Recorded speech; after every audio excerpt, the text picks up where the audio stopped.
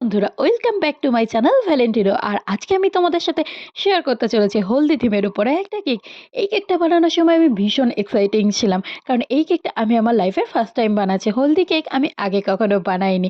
আর এই কেকের ডেকোরেশনটা আমি কিভাবে করলাম, স্পঞ্জ কিভাবে বানালাম, কত দাম নিলাম, সমস্ত কিছু কিন্তু ভিডিওতে আপলোড করে দিয়েছি স্টেপ বাই স্টেপ। তো স্কিপ না করে পুরো ভিডিওটা দেখার জন্য রইলো একটা অনুরোধ। চলো আজকে প্রথমে শুরু করা যায় স্পঞ্জ বানানো দিয়ে। আজকে বানাবো 1 পাউন্ডের উপরে একটা বাটারস্কচ কেক, তার উপর আমি হলদি থিমের ডেকোরেশন করব। তো প্রথমেই আমি নিয়ে নিয়েছি একটা মিক্সিং বোলের মধ্যে হাফ কাপ পরিমাণ ময়দা। গ্রামসে যদি তোমরা মেজার করতে যাও তাহলে পড়বে কিন্তু প্রায় 70 গ্রামসের মতো। নিয়ে নিয়েছি হাফ টিস্পুন পরিমাণ বেকিং পাউডার, আর এখানে আমি উইকফিল্ডের বেকিং পাউডার ব্যবহার করেছি। আর এখানে আমি নেব 1/4 টিস্পুন পরিমাণ বেকিং সোডা। অবশ্যই বেকিং পাউডার আর বেকিং সোডার যেন এক্সপায়ারি ডেট পেরিয়ে না যায় সেটা খেয়াল রাখাটা ভীষণ জরুরি, কারণ যদি এই দুটোর এক্সপায়ারি ডেট পেরিয়ে যায় তাহলে কিন্তু কেক ভালোভাবে রাইজ হবে না। এবার আমি এখানে নিয়ে নিচ্ছি 1 টেবিল স্পুন পরিমাণ কর্নফ্লাওয়ার, কারণ 1 টেবিল স্পুন পরিমাণ কর্নফ্লাওয়ার ইউজ করলে আমার কেকের মধ্যে অনেকটা সুন্দর একটা জালি আসে, যেটা কেকটাকে অনেক বেশি স্পঞ্জি করে, কেকের যে টেক্সচার আছে সেটা অনেক ভালো করে। সেই জন্য আমি কখনোই কিন্তু আমার কেকে কর্নফ্লাওয়ার ইউজ করতে ভুলি না, সেটা এগলেসই হোক আর এগ দেওয়াই হোক। আমি সমস্ত ড্রাই ইনগ্রিডিয়েন্টসগুলোকে ভালোভাবে একটা হ্যান্ড হুইস্কারের সাহায্যে মিশিয়ে নেব, যাতে সমস্ত উপকরণগুলো একসাথে ভালোভাবে মিক্স আপ হয়ে যায়। মিক্সিং বোলের মধ্যে দুটো বড় সাইজের ডিম আমি ভেঙে নিয়ে এখানে 70 গ্রামস বা হাফ কাপ পরিমাণ ময়দা অল্প অল্প করে দিয়ে লো স্পিডে বিট করব। লো স্পিডে বিট করতে করতে আমার যে এই ডিম আর চিনির মিক্সচারটা থাকবে সেটা কিন্তু একদম ফোমি হয়ে যাবে। এটা আমি আমার প্রত্যেক ভিডিওতেই বলি, আর প্রত্যেকবারই আমি একই প্রসেস বলে দিই, কারণ অনেক সময় অনেকেই বুঝতে পারে না। কারণ আমিও যখন প্রথম শুরু করেছিলাম আমি নিজেও ঠিকঠাক বুঝে উঠতে পারছিলাম না কি করা উচিত না উচিত। তাই আমি ভালোভাবেই এগুলোকে বলে দেওয়ার চেষ্টা করি, যে প্রবলেমগুলো আমি ফেস করেছি সেগুলো যেন আমার দর্শক বন্ধুরা না করে। তো আমি এটাকে প্রায় 10 থেকে 15 মিনিট মতো বিট করব। কারোর কাছে যদি আরও বেশি হাই পাওয়ারের বিটার থাকে তার কিন্তু কাজটা অনেকটাই ইজি হয়ে যাবে। আমার কিন্তু এটা 450 ওয়াটের একটা বিটার, আর আমি এখানে কিন্তু জাপানের বিটার ব্যবহার করছি। এটাই সব জায়গায় অ্যাভেলেবেল থাকে, আর এই বিটারটার প্রাইস পড়ে প্রায় 1700 থেকে 1800 টাকা। অনলাইনেও আপনারা পারচেস করতে পারেন, বা লোকাল স্টোরেও আপনারা কিন্তু সেখান থেকে কালেক্ট করে নিতে পারেন। এই বিটারটা কিন্তু খুবই ভালো ক্রিম বিটিং এর ক্ষেত্রে, কারণ এই বিটারটা দিয়ে ক্রিম বিট করলে ক্রিম কিন্তু তাড়াতাড়ি গলে যায় না। তো আমার ডিমের যে ফোমটা আছে সেটা রেডি হয়ে গেছে। তাতে আমি butterscotch essence 1/4 cup buttermilk আর 1 টেবিলস্পুন পরিমাণ হোয়াইট অয়েল মিশিয়ে দিয়েছি। আপনারা যদি মনে করেন তাহলে কিন্তু এখানে বাটার ব্যবহার করতে পারেন। তাও 1 টেবিলস্পুন পরিমাণে একটু মেল্ট করে ব্যবহার করবেন। সমস্ত ড্রাই ইনগ্রিডিয়েন্টস গুলোকে আমি ভালোভাবে ডিমের ফোমের মধ্যে মিশিয়ে নিয়েছি। আর আমি যে ওভেনে বেক করব, আমি ওটিজিতে বেক করি, সেটা কিন্তু আমি 150 ডিগ্রি সেন্টিগ্রেডে 10 মিনিটসের জন্য প্রিহিট করে নিয়েছিলাম। এবার আমি একটা 7 ইঞ্চের মোল্ডের মধ্যে সমস্ত ব্যাটারটাকে ঢেলে নিয়েছি। আর 7 ইঞ্চের মোল্ড এখানে ব্যবহার করার কারণ আমি কেকটাকে একটু ফ্ল্যাট করে নিতে চেয়েছিলাম। আমার কেকটা বেক হয়ে যাওয়ার পর আমি ঠান্ডা করে নিয়েছিলাম প্রায় 2 ঘন্টা মতো। এবার আমি কেকটাকে আনমোল্ড করছি। কেকটাকে আনমোল্ড করে আমি এটার 2 টো লেয়ার কাটবো। কারণ কেকটা যেহেতু ফ্ল্যাট হবে, সেইজন্য অতিরিক্ত ক্রিম যাতে আমাকে কেকের মধ্যে না লাগাতে হয়, কেকটার হাইট দেওয়ার জন্য তো আমি এখানে 2 টোই লেয়ার কাটবো। কেকটা অনেকটাই সফট হয়েছে, আপনারা দেখতেই পাচ্ছেন। আর কেকটা এখনো বেশ গরম আছে। সেজন্য কাটতে বেশ কিছুটা অসুবিধাও হচ্ছে। 2 ঘন্টার মধ্যে ঠান্ডা হয়ে যায়। তবে কখনো কোনো কারণে হয়তো যেখানে আমি কেকটাকে ঠান্ডা করতে দিয়েছিলাম সেই প্লেসে গরম বেশি হওয়ার কারণে আমার কেকটা ভালোভাবে ঠান্ডা হয়নি। কারণ এখন গরম পড়তেই আছে, তাই এই ধরনের সমস্যা হতেই পারে, না হওয়ার কিছু নেই।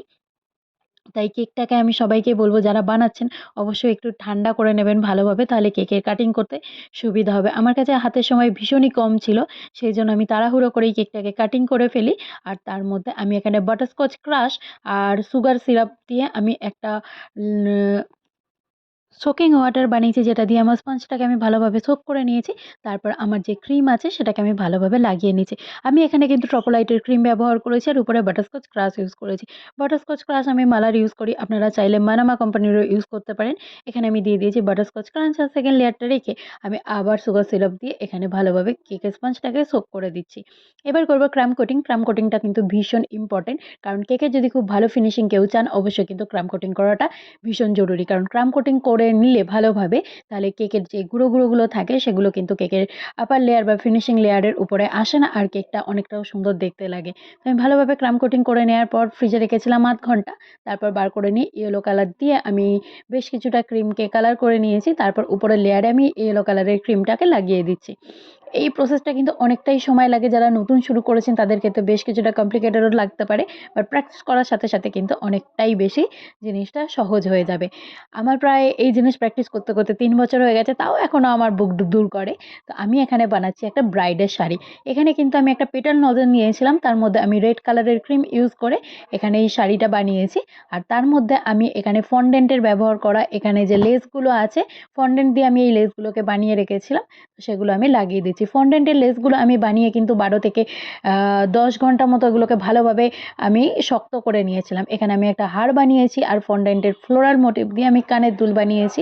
আর এখানে একটা আমি থালি অ্যাড করেছি, যেগুলো ফন্ডেন্ট দিয়ে বানিয়েছিলাম আর যার মধ্যে রাখা আছে ২ টা মেহেন্দির কোণ, শাঁখা, পলা, হলুদ, সিঁদুরের বাটি সমস্ত কিছু। আর ছোট করে আমি গোল্ডেন যে আমার লেস আছে তার টুকরো দিয়ে শাড়িটাকে ডেকোরেট করে দিচ্ছি। এই কেকটার আমি মেকিং প্রাইস নিয়েছিলাম 1 পাউন্ডের জন্য ₹600 মতো। কেকের ডেকোরেশনটা তোমাদের কেমন লাগলো কমেন্ট করে জানাতে কিন্তু ভুলো না। আর ভিডিও ভালো লাগলে লাইক, শেয়ার, সাবস্ক্রাইব করে দিও।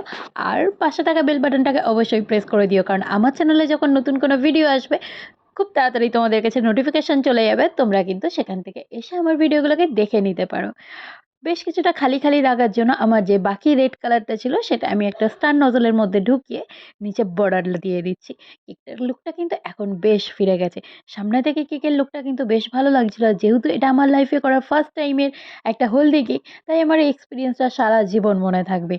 তোমরা যদি কেউ অর্ডার করতে চাও তাহলে কিন্তু আমার যে ফেসবুক পেজ আছে রিয়াজ ভ্যালেন্টিনা হোম বেকারি, সেখানে কন্ট্যাক্ট করে নিতে পারো। আর যদি কেকের রিভিউ দেখতে চাও, নানান রকমের রিলস দেখতে চাও, তাহলেও কিন্তু আমার ফেসবুক পেজটাকে গিয়ে একবার ফলো করে আসতে পারো। ডেসক্রিপশন বক্সে দিয়ে দেবো লিঙ্ক, সেখান থেকে তোমরা অতি সহজেই আমাকে খুঁজে পেয়ে যাবে। ইনস্টাগ্রামের লিঙ্কও আমি দিয়ে দেবো। যদি চাও তোমরা সেখানেও আমাকে ফলো করতে পারো।